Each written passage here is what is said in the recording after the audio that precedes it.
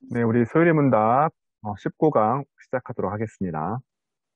យើងមកចាប់ផ្ដើមមេរៀនទី19 មេរៀនតាក់ទងសំណួរចម្លើយគោលលទ្ធិ Christian ខ្លីៗ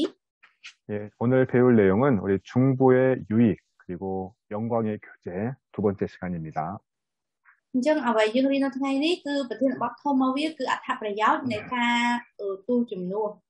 ហើយនឹងប្រធានបទតូចរបស់វាគឺការប្រកបដោយរងរឿងមេរៀនទី2 어,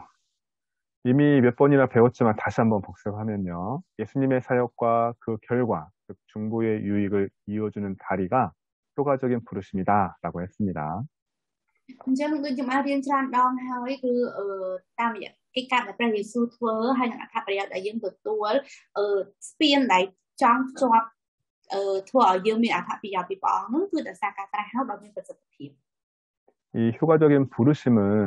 바로 다 성령 하나님께서 하시는 사역입니다. ហើយកិច្ចការដែលជាស្ពានហ្នឹងគឺគេហៅថាការត្រាស់ហើយដ៏មានប្រសិទ្ធភាពហ្នឹងគឺជាកិច្ចការដែលព្រះវិញ្ញាណជាអ្នកធ្វើ 네, 효과적인 부르심이란 무엇일까요? តើដូចម្តេចគេហៅថាការត្រាស់ហើយដែលមានប្រសិទ្ធភាព 네, 효과적인 부르심이란 예, 하나님의 영, 즉 성령님이 하시는 일인데 우리의 죄와 비참함을 깨닫게 하시고 또 우리의 마음을 밝혀서 그리스도를 알게 하시고 우리의 의지를 새롭게 하심으로 복음을 통해서 값없이 주시는 예수 그리스도를 믿도록 하시는 것입니다. អញ្ចឹងការត្រាស់ហើយដែលមានប្រសិទ្ធភាពហ្នឹងគឺជាកិច្ចការដែលវិញ្ញាណរបស់ព្រះជាម្ចាស់គឺព្រះវិញ្ញាណជាអ្នកធ្វើព្រះអង្គធ្វើឲ្យយើងដឹងអំពីអំពើបាបនឹងភាពខុសខើរបស់វាបំភ្លឺដួងចិត្តយើងឲ្យស្គាល់ព្រះគ្រីស្ទនឹងធ្វើឲ្យយើងជឿព្រះយេស៊ូវគ្រីស្ទដែលត្រូវបានប្រទានមកយើងដោយទទេតាមរយៈដំណឹងល្អដោយសារការផ្លាស់ប្រែឆន្ទៈរបស់យើងឲ្យទៅជាថ្មី 우리는 하나님의 은혜로 즉 성령님의 효과적인 부르심으로 구원을 받았을 뿐만 아니라 ពួកយើងមិនត្រឹមតែទទួលបានសេចក្តីសង្គ្រោះដោយសារព្រះគុណរបស់ព្រះជាម្ចាស់និងដោយសារតែការត្រាស់ហើយដ៏មានប្រសិទ្ធភាពរបស់ព្រះវិញ្ញាណប៉ុណ្ណោះទេ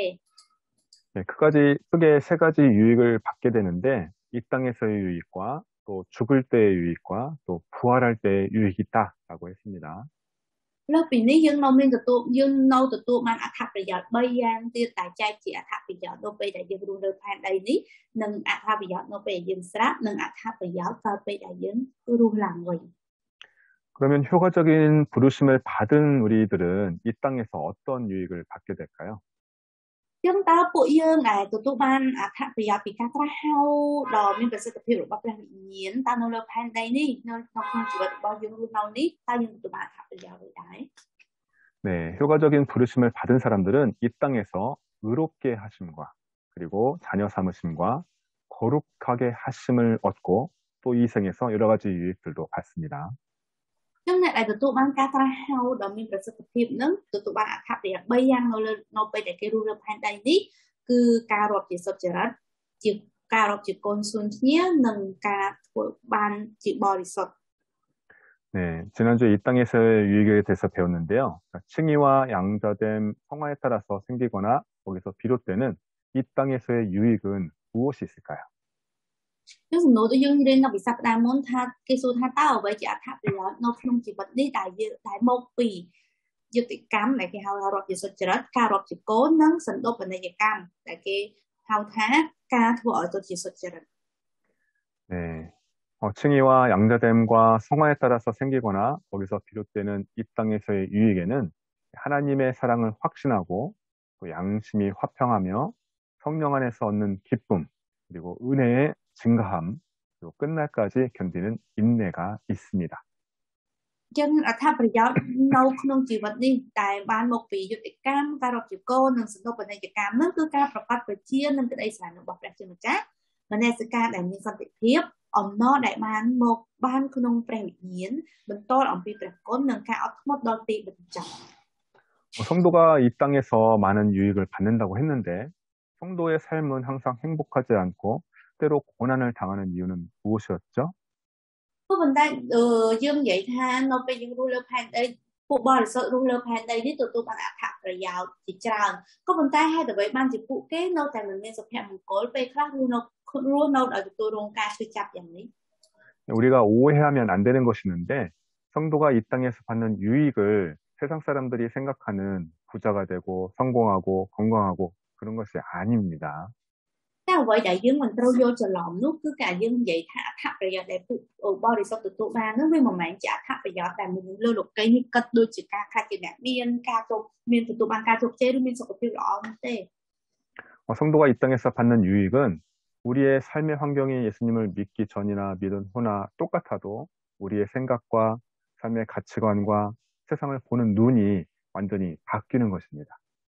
Tức là tháp bây giờ để của bao đi sau từ tụ bán cứ sao là phía bắc kê muốn về chưa đừng coi về chưa nô tại đó đây chẳng có phần tạ tháp bây giờ để cái tụ bán cứ các cật bọc kế tụ nào ông pi kiểu bọc của kế miên ca phát đồ chỉ vì phép ngay để đại chơi sủng lớn của mơ lục cấy cứ miên ca phát đồ.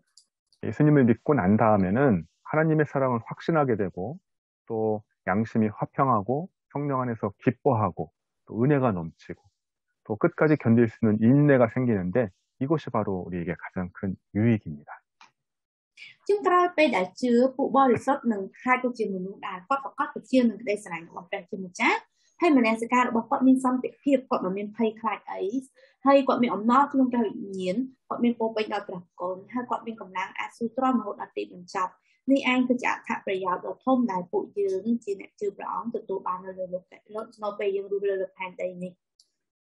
그러면 이어서 이 땅에서의 유익에 이어서 그러면 성도가 죽을 때는 어떤 유익을 받는가에 대해서 배우도록 하겠습니다. Thì tôi thấy nếu như mình to đi nó bị áp hạt rồi giờ đại dương từ tụ bà đại phụ bò số áp từ tụ bán nô bê đại cao bê đại sát hơi. 성도가 죽을 때 받는 유익은 무엇이 있을까요? Trong cái số ha tao nè chưa sạp nô bê nè chưa sạp tao kê từ tụ bà hạt rồi giờ với cái việc 예, 믿는 자가 죽을 때 그 영혼은 거룩함이 완성되고 즉시 영광 중에 들어갑니다. 그리고 그 몸은 영원히 그리스도와 연합하여서 부활할 때까지 무덤에서 안식을 누립니다. Trong nô bê là nè chưa sạp bị nhiên ở bong kế nâng bán bò đi số càng strong hai phim nốt bị nhiên nốt nâng cho đồ không sợi lọ chẳng nè đồ cay đồ bò phụ kế nó mình to rụp rụp thì môi nâng bẹt krí hơi từ tụ bán ca sẵn lạ nô nô. 네, 여러분, 세상 사람들은 대부분 죽음을 두려워합니다. 혹시 여러분도 죽음이 두렵습니까? 그렇다면 사람들이 죽음을 두려워하는 이유는 무엇일까요?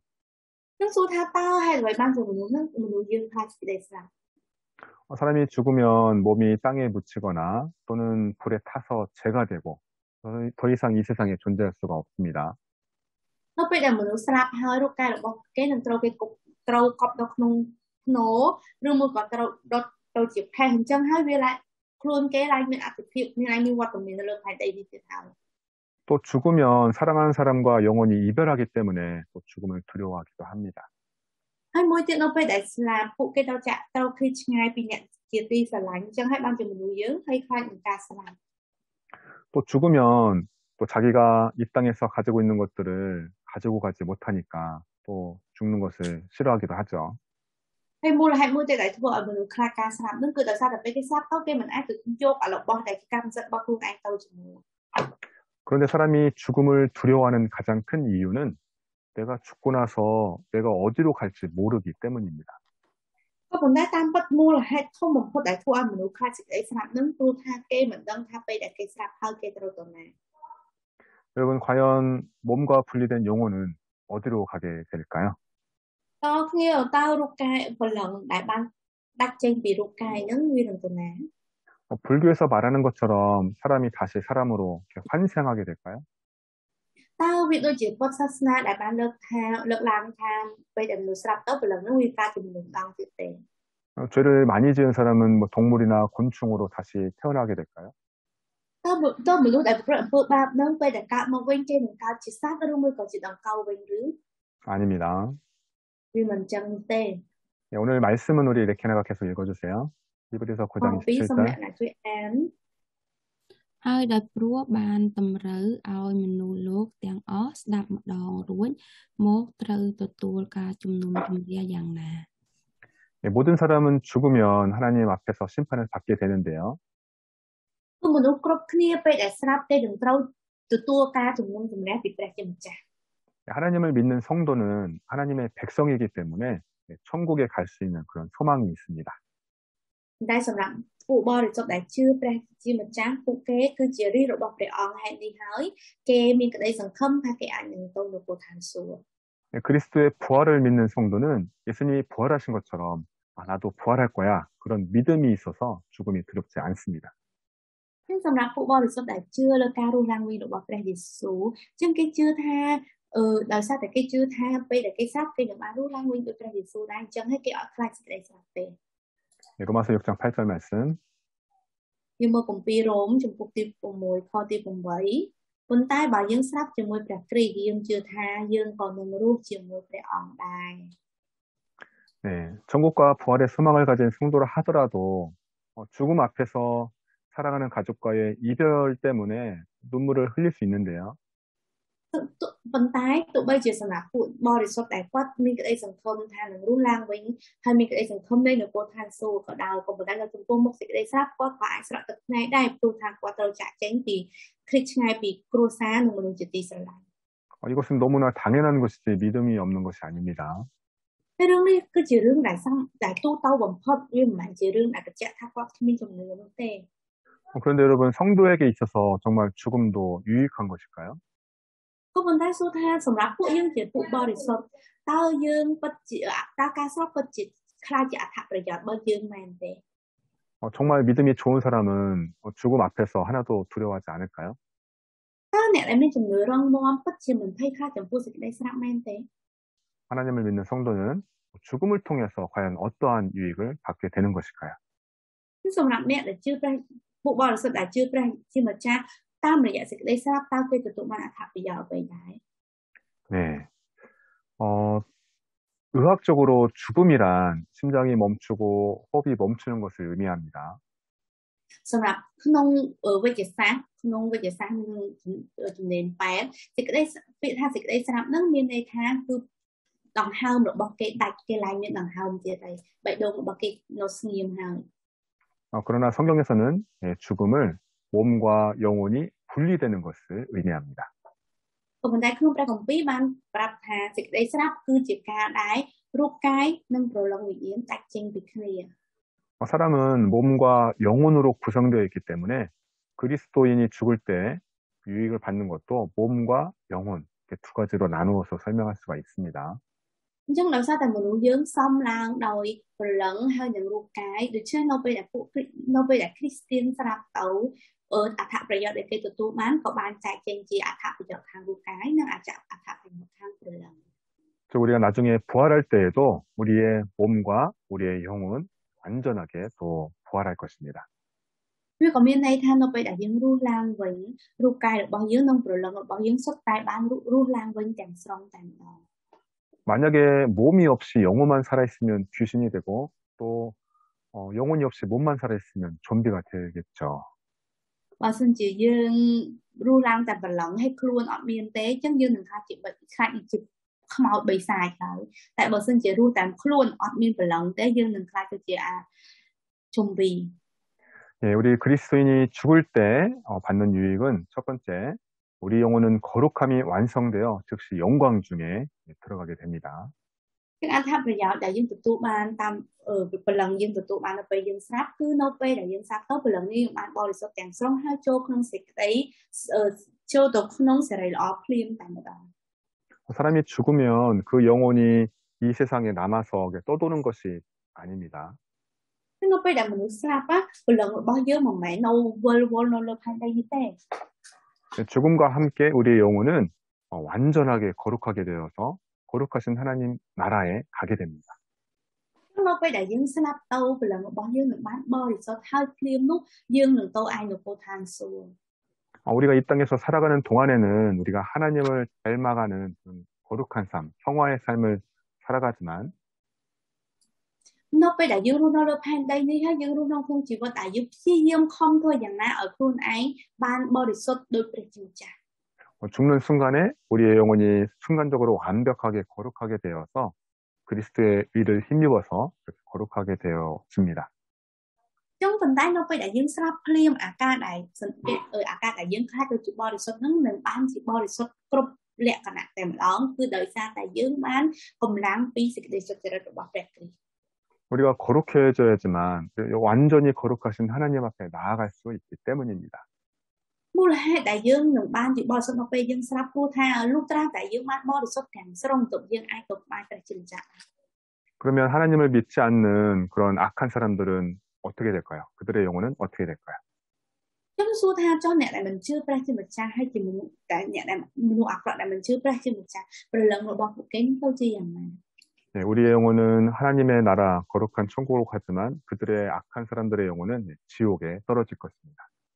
Trong đó phụ dương là chưa pra để ón rồi lần một bao dương đừng mang đồ một cô được bảo vệ trên một trang của mình đại sầm nặng nè đại mình chưa phụ kê rồi lần một bao kính tôi được than rồi. 네, 고통과 완전한 어둠 속에 있는 지옥에 갇히게 될 것입니다. Phụ kê nó chót nó không nó ruộng đại phụ bên đầu sự cái sáng phụ sự cái chưa cháp hơi nữa phụ bên đầu phiền mù. 두 번째는 몸인데요. 예, 그리스도와 연합이 유지된 우리의 몸은 안식을 누리게 됩니다. Trong đó tiếp cái chúng mình đại dương ở rukai tại tôi rukai là bao phụ dương trong rukai là bao dương nó từ mình to rụp chúng mình được kỹ hơi từ tụ bàn ca xung quanh. 죽음을 두려워하는 이유 중에 하나가 우리 몸이 땅속에 묻혀 썩어지거나 또 뜨거운 불에 타버려서 이렇게 없어지는 것인데요. Mua là hai ở mua là hai muối đại phở dương khai để sắp luôn dương cất ha luôn dương đừng ác mắt nó phải để cái cọp vô dương cọp nổ đấy rồi muối có trâu cái đốt tôi chỉ hè. 그러나 죽고 나면 사실 어둡거나 차가운 땅에 묻혀도 공포를 느낄 수 없고 뜨거운 불에 타도 뜨거운 것을 느끼지 못합니다. Cô mình nói tam bắt nó phải để dương snap hơi tụi bây dương đâu cái cọp không nô đại đặt che ở nguồn ngân nước có dương ở pay khai đây của dương admin là làm đơn vì hay tụi bây giờ đâu cái đốt cái đó còn dương ở mẹ đơn thá vì cả đau đài. 그리스도의 몸은 그리스도와 연합이 유지되고 있기 때문에 죽은 다음에 평안히 쉬는 것입니다. Chứ sầm là phụ dương ở khôi rồi bao Christian rồi phụ phụ bao thì sợ phụ cái nó mình to rồi luôn thì mình phải cái rồi snack tụi bây chia cái sáp nó phải để cái sáp rồi cái rồi bao phụ cái tôi chỉ bán sầm lại. 성도에게 있어서 죽음이란 두려운 공포가 아니라 고통으로부터 또 아픔, 병으로부터 쉬게 되는 안식입니다. Chứ sầm là phụ bao thì sợ sẽ cái sáp mà máy tôi chỉ phiếp hay khai tôi chỉ phiếp ở buổi khai đôi lại có một tay vì tôi chỉ cả sầm lại của bên tây. 가장 중요한 점은 우리가 살아있으나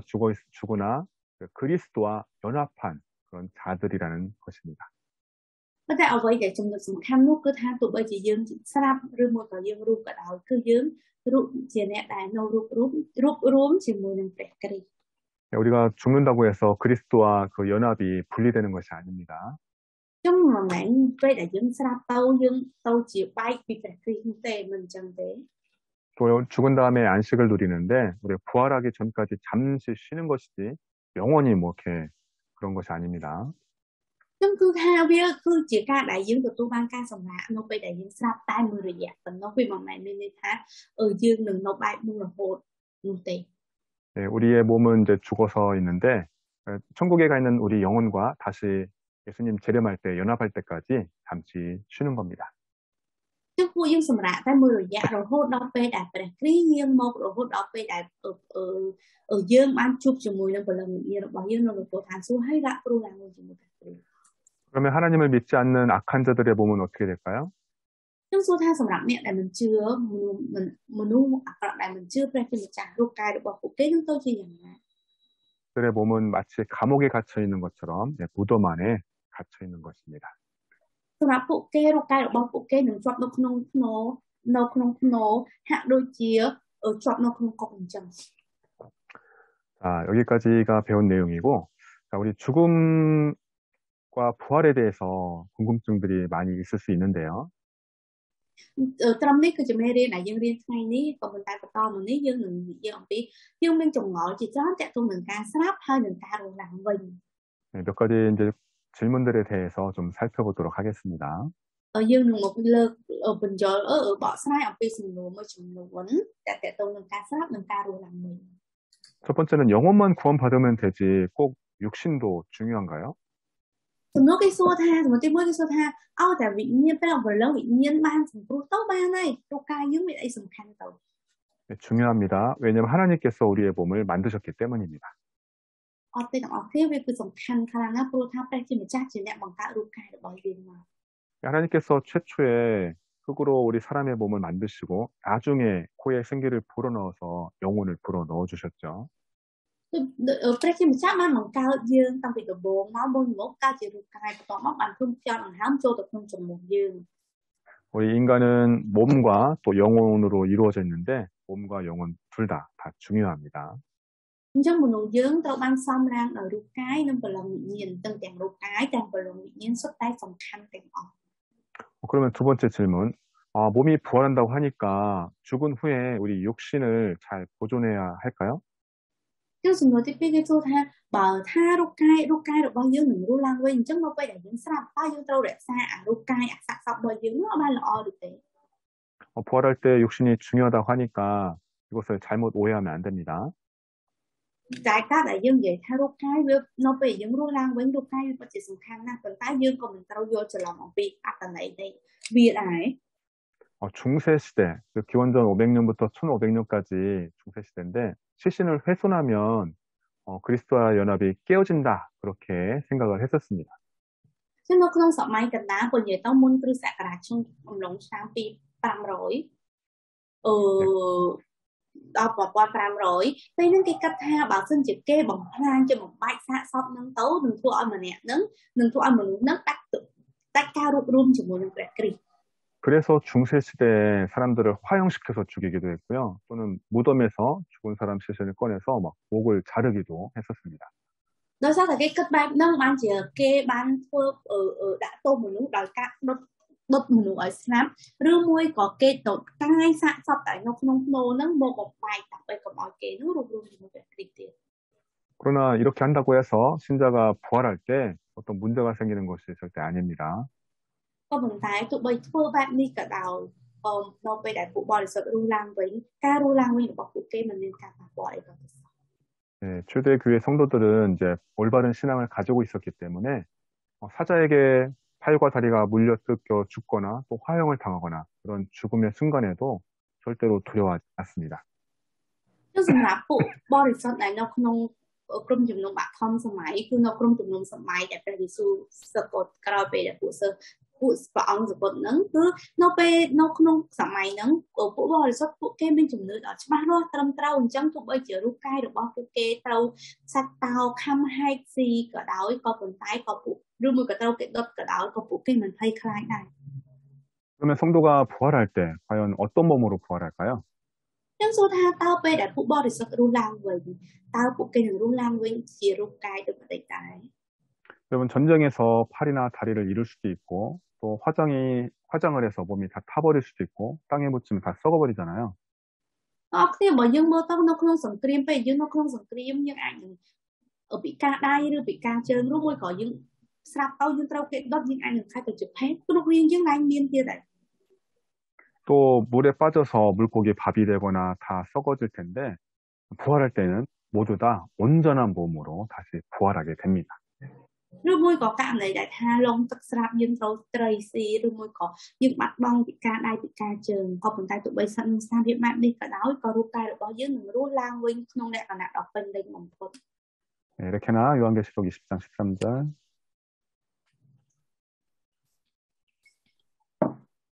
សមុទ្របានប្រគល់ពួក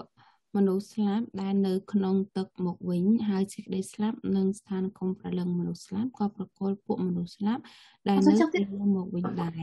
ហើយគ្រប់គ្នាត្រូវជំនុំជម្រះតាមអំពើដែលគេបានប្រព្រឹត្តរៀងខ្លួន 예수님이 재림하실 때 죽지 않은 사람은 순식간에 몸이 변할 거라고 또 말씀하고 있습니다. ព្រះគម្ពីរកំពុងនិយាយថាសម្រាប់អ្នកដែលជឿព្រះអ្នកដែលអត់ទាន់ស្លាប់នៅពេលដែលព្រះយេស៊ូវយាងមកជាលើកទី2ក្នុងវិនាទីនោះខ្លួនគេនឹងផ្លាស់ប្ដូររូបកាយរបស់គេនឹងផ្លាស់ប្ដូរ 예, 이렇게나 15장 52절 말씀 ក្នុងរយៈពេលដ៏ខ្លីគឺមួយប្រព្រឹត្តផ្នែកប៉ុណ្ណោះនៅពេលឮសំឡេងត្រែចុងក្រោយបិទសំឡេងត្រែនិងបន្លឺ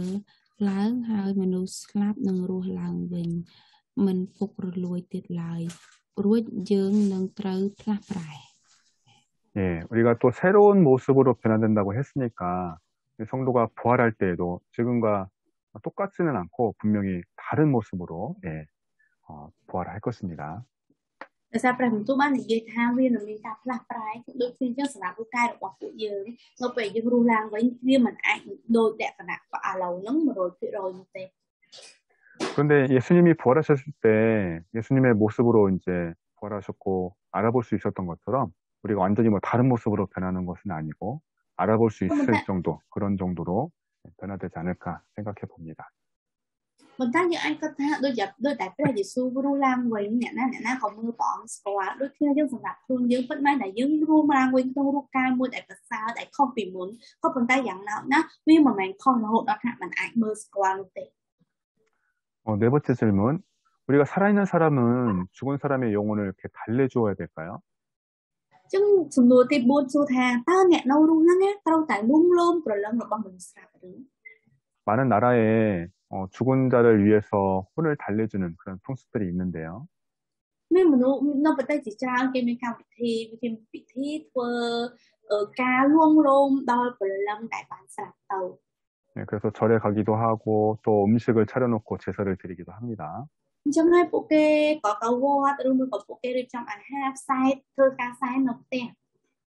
그러나 그리스도와 연합한 성도는 죽음과 동시에 그 몸은 안식을 취하고 또 영혼은 즉시 하나님의 품에 안기기 때문에 우리 성도의 영혼은 이 땅에 남아있지 않습니다. ក៏ប៉ុន្តែសម្រាប់ពួកយើងជាពួកបរិសុទ្ធដែលមានរូបរួមជាមួយនឹងព្រះគ្រីស្ទនៅក្នុងពេលនៅវិនាទីដែលគេស្លាប់ដែលយើងស្លាប់ហ្នឹងយើងនឹងបានទៅរូបកាយរបស់យើងនឹងបានសម្រាប់ឲ្យព្រលឹងវិញ្ញាណរបស់យើងនឹងបានទៅចូលទៅឲ្យព្រះជាម្ចាស់ភ្លាមតែម្ដងដូច្នេះយើងអត់មានសល់នៅលើផែនដីនេះទៀតទេ 교회를 다니는 사람들이 부모님이 죽거나 또 조상들이 죽고 났을 때 제사를 드리지 않는데 이걸 보고 사람들은 아 기독교는 나쁜 종교야 그렇게 오해를 하곤 합니다. ចឹងដោយសារតែមានអ្នកជឿព្រះអង្គពេលដែលពុកដែរគាត់មិនបានធ្វើការសែនធ្វើការលួងលោមព្រលឹងវិញ្ញាណរបស់ពុកដែរគាត់ចឹងហើយបានមានគេយល់ច្រឡំថាគាត់គឺជាមនុស្សមិនល្អ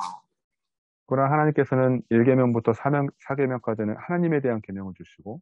또 사람에게 계명을 주시는데 이제 5계명 그 첫 번째 계명으로는 부모를 공경하라고 말씀하셨습니다.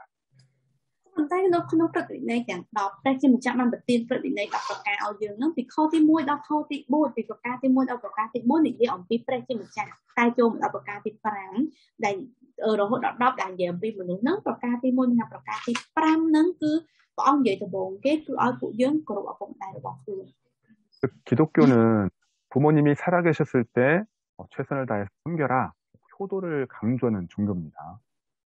សម្រាប់គ្រីស្ទសាសនាគឺជាសាសនាដែលផ្ដោតធ្ងន់ទៅលើថានៅពេលដែលឪពុកម្ដាយយើងនៅរស់សូមធ្វើល្អដាក់ពួកគាត់ 부모님이 죽고 난 다음에 아무리 제사를 이렇게 잘 드려도 아무 소용이 없습니다. ចឹងបើសិនជាឪពុកម្ដាយយើងស្លាប់រួចហើយទោះបីយើងខំសែនខំថ្វាយយ៉ាងណាក៏ដោយក៏វាអត់មានន័យទេ 자, 그리고 또 장례는 누구를 위한 것일까요? សំណួរមួយទៀតគេសួរថាចុះពិធីបុណ្យសពនឹងធ្វើដើម្បីអ្នកណា 보통의 장례는 절차가 매우 복잡하고 또 돈도 많이 들어갑니다. គឺទៅពិធីបុណ្យសពគឺមានលំដាប់លំដោយរញ៉េរញ៉ៃហើយវាចំណាយលុយច្រើនណាស់ 또 대부분의 사람들은 이 장례가 죽은 사람을 위해서다 이렇게 생각할 수 있는데요. គឺទៅមនុស្សយើងគិតថាពិធីបុណ្យសពគឺធ្វើសម្រាប់ធ្វើដើម្បីអ្នកស្លាប់ 그러나 사실 이 기독교의 장례를 보면 죽은 사람을 위한 것이 아니라 이 땅에 살아남아 있는 우리 가족들, 유족들을 위로하며 격려하며 진행을 합니다. ក៏ប៉ុន្តែគឺសម្រាប់ពិធីបុណ្យសពនៅក្នុងគ្រិស្តសាសនាគឺគេធ្វើមិនមែនដើម្បីអ្នកស្លាប់ទេគឺគេធ្វើដើម្បីជាការលួងលោមដល់គ្រួសាររបស់អ្នកស្លាប់ 그래서 장례식장에 갔을 때에도 죽은 자를 위해서 기도하는 것이 아니라 살아있는 사람을 위해서 또 격려해주고 위로해주고 기도해줘야 합니다. អញ្ចឹងហើយនៅពេលដែលយើងទៅពិធីបុណ្យសពមិនមែនយើងទៅដល់អធិដ្ឋានដើម្បីមនុស្សស្លាប់នោះទេក៏ប៉ុន្តែយើងទៅអធិដ្ឋានទៅលួងលោមនឹងទៅលើកទឹកចិត្តរបស់គ្រួសាររបស់អ្នកដែលស្លាប់ 그리고 장례식장에 갔을 때에는 아, 나도 언젠가는 이렇게 죽을 거야. 그런 생각을 가지고 우리가 하루하루의 삶을 최선을 다하면서 살아가야겠죠. អញ្ចឹងនៅពេលដែលយើងទៅពិធីបុណ្យសពអ្វីយើងត្រូវគិតគឺត្រូវគិតថាយើងក៏អាចនឹងថ្ងៃណាមួយក៏យើងអាចស្លាប់ដែរអញ្ចឹងហើយយើងត្រូវតែឲ្យតម្លៃជីវិតរស់នៅរបស់ពួកយើងពីមួយថ្ងៃទៅមួយថ្ងៃហ្នឹងឲ្យបានល្អ 그 성경을 보면 어리석은 사람은 혼인집, 잔치집을 가지만 지혜로운 사람은 초상집에 간다라고 말씀하고 있습니다. យើងមើលនៅក្នុងខគម្ពីរកំពុងបាននិយាយថាមនុស្សមានប្រាជ្ញាតែងតែនៅក្នុងផ្ទះដែលមានការសោកសៅតែចិត្តរបស់មនុស្សល្ងងើតែងតែនៅក្នុងផ្ទះដែលមានការសប្បាយរីករាយវិញ 자, 오늘 우리는 그리스도인이 죽을 때 받는 유익에 대해서 배웠습니다. ថ្ងៃនេះយើងបានរៀនអំពីអត្ថប្រយោជន៍របស់គ្រីស្ទាននៅពេលដែលស្លាប់ទៅ 다시 한번 읽고 마치도록 하겠습니다. យើងនឹងអានសំណួរនេះម្ដងទៀតជាលើកចុងក្រោយហើយយើងនឹងបញ្ចប់វា 믿는 자가 죽을 때 그리스도에게서 받는 유익은 무엇이 있습니까? នៅពេលដែលអ្នកជឿស្លាប់តើគេទទួលបានអត្ថប្រយោជន៍អ្វីពីព្រះគ្រីស្ទ 네, 믿는 자가 죽을 때 그 영혼은 거룩함이 완성되어 즉시 영광 중에 들어가고 그 몸은 영원히 여전히 그리스도와 연합하여 부활 때까지 무덤에서 안식을 누립니다. ពេលអ្នកជឿស្លាប់វិញ្ញាណរបស់គេបានបរិសុទ្ធទាំងស្រុងហើយវិញ្ញាណរបស់គេបានចូលទៅក្នុងសេរីល្អភ្លាមតែម្ដងចំណែករូបកាយរបស់គេបន្តរួបរวมជាមួយព្រះគ្រីស្ទសម្រាប់ក្នុងភ្នូររហូតដល់ពេលរស់ឡើងវិញ 우리가 죽음을 생각할 때 죽음 앞에서 이 말씀을 기억하기를 바랍니다. អញ្ចឹងនៅពេលដែលយើងគិតអំពីសេចក្តីស្លាប់សូមឲ្យពួកយើងបាននឹកឃើញពីខគម្ពីរពីព្រះពីសម្ដីនេះនៅចំពោះសេចក្តីស្លាប់ 그래서 우리가 죽음을 두려워하지 않고 우리가 기쁨으로 주님의 영광 중에 들어가는 성도가 되기를 예수님의 이름으로 축복합니다. យើងឲ្យសូមចំពោះទាំងអស់គ្នាសូមឲ្យទាំងអស់គ្នាថាជាผู้បរិសុទ្ធដែរមិនភ័យខ្លាចចំពោះសេចក្តីស្លាប់តែចាត់ទុកវាជាការដែលយើងមានអំណរក្នុងការចូលទៅក្នុងសេរីល្អរបស់ព្រះជាម្ចាស់ 네, 기도하겠습니다. យើងនឹងអធិដ្ឋាន 물론 죽음은 사랑하는 가족과의 영원한 이별을 뜻하기 때문에 슬프고 눈물이 날 수밖에 없습니다. គឺចំពោះសេចក្តីស្លាប់ដោយសារតែវាជាការដែលពួកយើងចាក់ឆ្ងាយពីគ្រួសាររបស់ពួកយើងតែដាច់ឆ្ងាយអំពីអ្នកជាទីស្រឡាញ់អញ្ចឹងហើយយើងនឹងសោកសៅហើយនឹងស្រក់ទឹកភ្នែក 그러나 하나님을 믿는 우리에게는 죽음이 끝이 아니라 부활의 소망이 있습니다. ក៏ប៉ុន្តែសម្រាប់ពួកយើងដែលជាអ្នកជឿព្រះជាម្ចាស់សេចក្តីស្លាប់មិនមែនជាការបញ្ចប់នោះឡើយតែវាជាការជាផ្លូវដែលយើងទៅរកអាចទៅរកសេចក្តីរស់ឡើងវិញបាន 그래서 우리는 이 죽음을 두려워하지 말고 우리가 기쁨으로 받아들일 줄 알아야 합니다. ដូច្នេះហើយយើងមិនត្រូវភ័យខ្លាចសេចក្តីស្លាប់នោះឡើយតែយើងត្រូវតែហ៊ានចេះទទួលយកវាដាក់ថាវាជាអំណរ 죽을 때 우리의 영혼은 거룩해져서 하나님 안에 안길 것이요. នៅពេលដែលយើងស្លាប់វិញ្ញាណរបស់យើងនឹងបានទៅជាបរិសុទ្ធហើយបានចូលទៅក្នុងព្រះដើមទ្រង់របស់ព្រះជាម្ចាស់ 우리의 몸은 고통과 질병을 벗어나 부활할 때까지 평안하게 쉴 것입니다. សម្រាប់ខ្លួនរបស់ពួកយើងនឹងរួចផុតពីការឈឺចាប់ហើយនឹងជំងឺទាំងអស់ហើយយើងនឹងបានសម្រាករហូតដល់ពេលដែលយើងរស់ឡើងវិញ 하나님께서는 우리에게 이 죽음이라는 두려움을 뛰어넘을 수 있는 여러 가지 유익들을 주셨습니다. ព្រះជាម្ចាស់បានប្រទានអត្ថប្រយោជន៍ជាច្រើនដែលអាចឲ្យយើងយកឈ្នះភាពភ័យខ្លាចនៃសេចក្តីស្លាប់បាន 빌립보서 4장 21절에 내 안에 사시는 분은 예수 그리스도시니 내가 죽는 것도 유익하다라고 말씀하고 있습니다. នៅក្នុងគម្ពីរភីលីបចំពុកទី4ខទី21បានកត់ត្រាថាព្រះយេស៊ូវគ្រីស្ទនៅក្នុងខ្ញុំដូច្នេះទោះបីជាសេចក្តីស្លាប់ក៏ជាអត្ថប្រយោជន៍របស់ខ្ញុំដែរ 하나님 우리가 살든지 죽든지 예수님의 영광을 위해서 살게 하옵소서. ព្រះជាម្ចាស់ទោះបីជាពួកយើងស្លាប់ឬក៏ស្វរស់ក្តីសូមឲ្យពួកយើងបានរស់និងស្លាប់ដោយដើម្បីសេរីរបស់ព្រះអង្គ 감사드리며 예수님의 이름으로 기도합니다. អរព្រះគុណព្រះអង្គក៏អធិដ្ឋានក្នុងព្រះនាមព្រះអង្គម្ចាស់ព្រះយេស៊ូវគ្រីស្ទ 아멘.